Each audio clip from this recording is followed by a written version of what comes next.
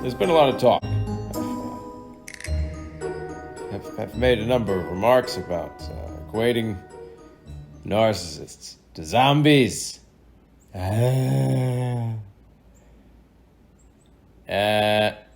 But I hope I've made the distinction scattered about enough that if anybody who's seen at least a handful of videos might get the idea of what I'm referring to. The zombie is something that is at the core of the narcissist. This is the narcissist's core, the core operating system. The mindless devourer.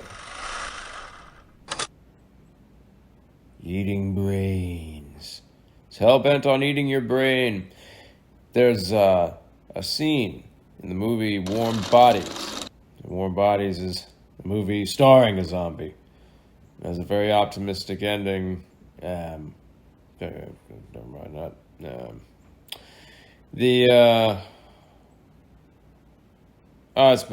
Anyway. There was a scene where the zombie explains that in eating the brains through this bizarre kind of macabre, I don't know, kind of mitosis or something. Record scratch, that is osmosis, not mitosis. I just explained to you what I mean by that. Here's the definition. Let's see. Movement of solute molecules from lower concentration to a higher concentration of solution through a semi-permeable membrane. So in other words, absorbing, in this context I'm referring to, absorbing the contents of another person.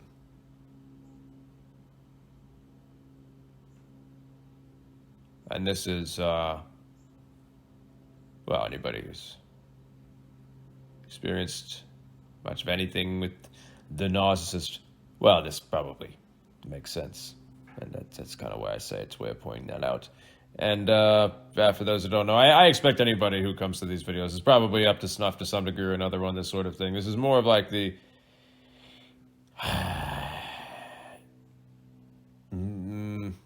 This is the kind of information I present is already for the weary traveler who's already gone through the gambit and, probably knows a thing or two. I suppose we could get into some basics sometime. I don't know. We'll see how things go over time. Anyway. Anyway, back to business.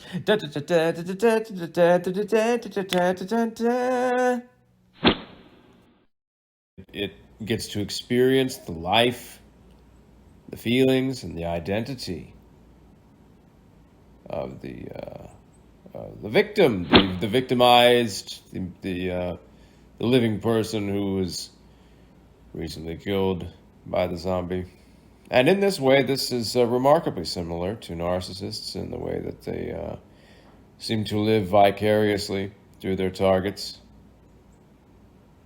through the enmeshment and the artificial codependence. It's bizarre, even like a macabre. Codependency is pretty Cronenbergian as it is, and enmeshment is, so is enmeshment for that matter, but, the narcissist's codependency is, God, Jesus Christ, it just takes it, just like anything else, narcissism, it takes it to a whole new level. It's something. That's really something. But I was thinking, if you really want to get down to it, if you want to refer to the narcissist as something archetypal, well, we just go to this kind of the more standard thing, which in my opinion is very accurate, and that is the construct, the full construct, the culmination of the zombie operating system and all of its bells and whistles. The outer shell, the humanoid, if you will, the construct is more like a vampire. Filled with enchantment.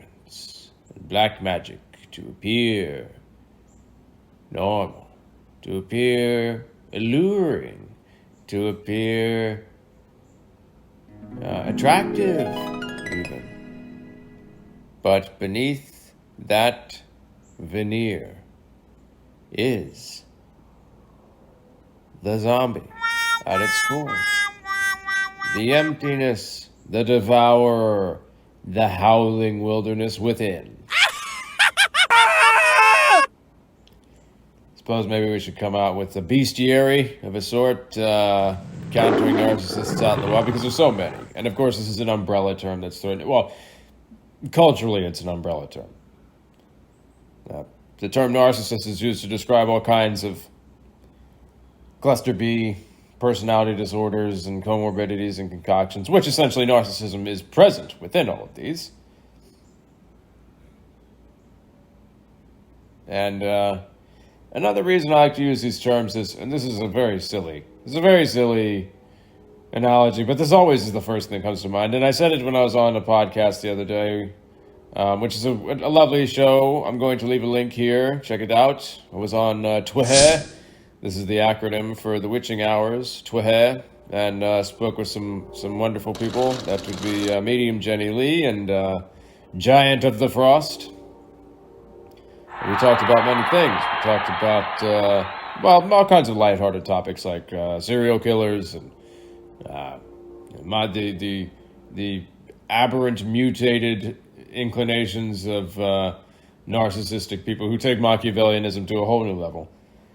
That's just Cronenbergian combination of parasitism and Machiavellianism. It's really quite something.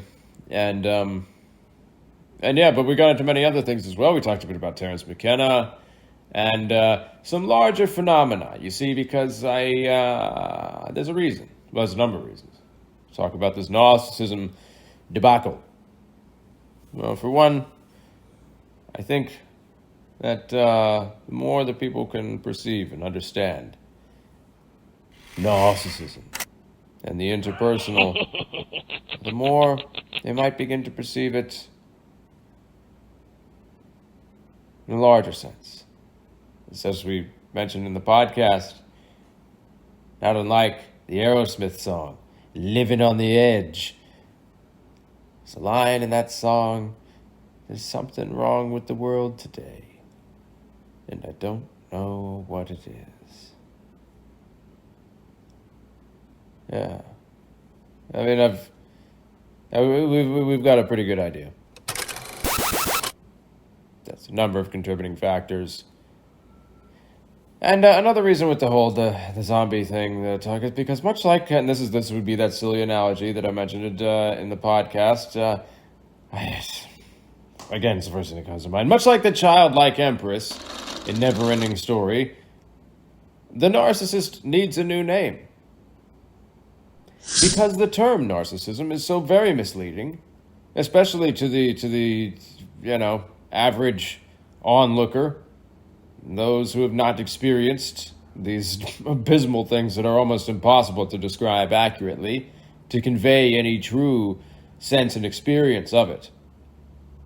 And all the bells and whistles and how it entraps and snares you, and it's much like a prison, and in so many ways and shapes and forms, and it's a godforsaken nightmare, the likes of which have to be likened to useful fictions and sci-fi things and horror archetypes and whatnot. And when you know it, these are actually, unfortunately, quite accurate descriptions in so many ways.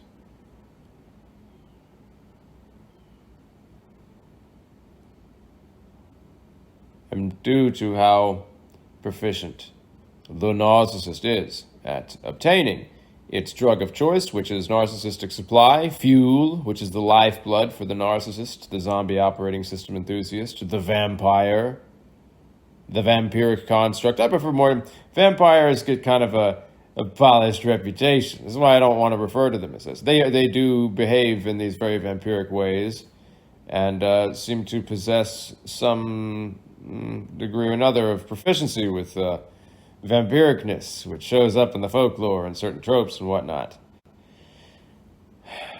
Like fearing the light, symbolically they fear the light of awareness very much. This would incinerate the construct, and it can, and so they have this underlying terror and fear of being exposed at any moment sometimes, and and then there's the emptiness, because there is no humanity. There's almost nothing organic left within them. They are displaced by a cancer of self-actualization, an absolute aberration of self-actualization, a bypass of it.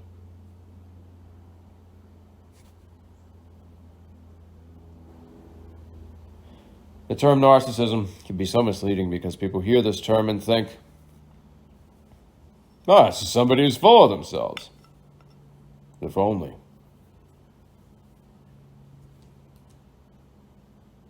I don't know of a term that accurately describes just how abysmal they are and their entanglements and how uniquely cruel. And that their cruelties operate in ways that defy understanding, conventional wisdom, and have been operating on the periphery of awareness for so very long. And as I might have said, a bit cryptically and forebodingly a number of times in a couple of videos, we'll omit the crypticness and the forebodingness in this sense, but we'll just go to the last part, which is, and the floodlights are turning on.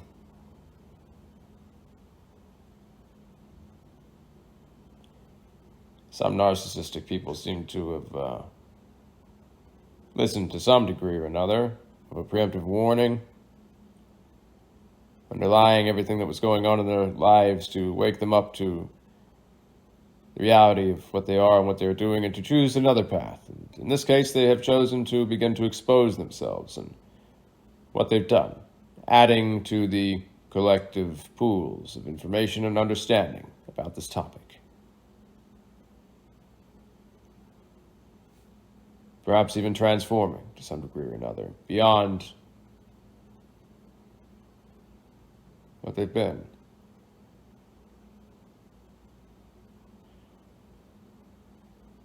This enigma is so difficult to understand in its entirety because it's often so paradoxical.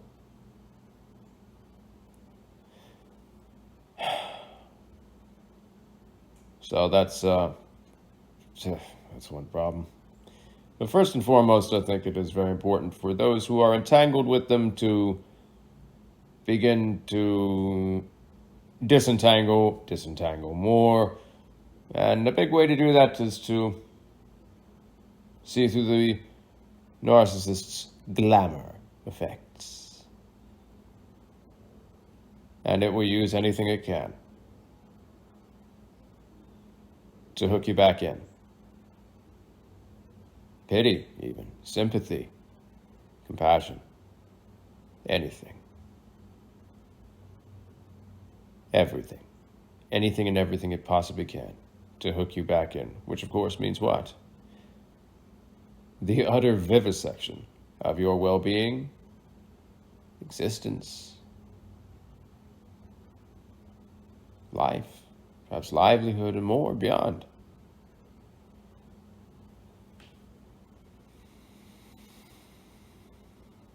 There's another reason I find it important to be pointing out these things.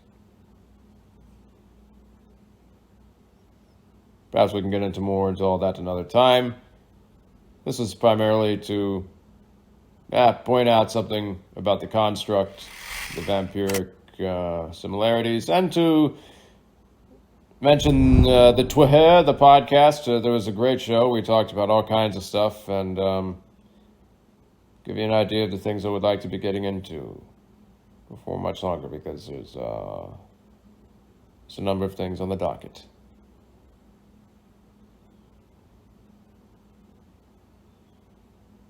Yeah. All right. I think that is about it for this one. Thanks for tuning in. And until next time. I don't know what that popping sound was. It's probably some floundering insect that flew into the window. Something. I don't know.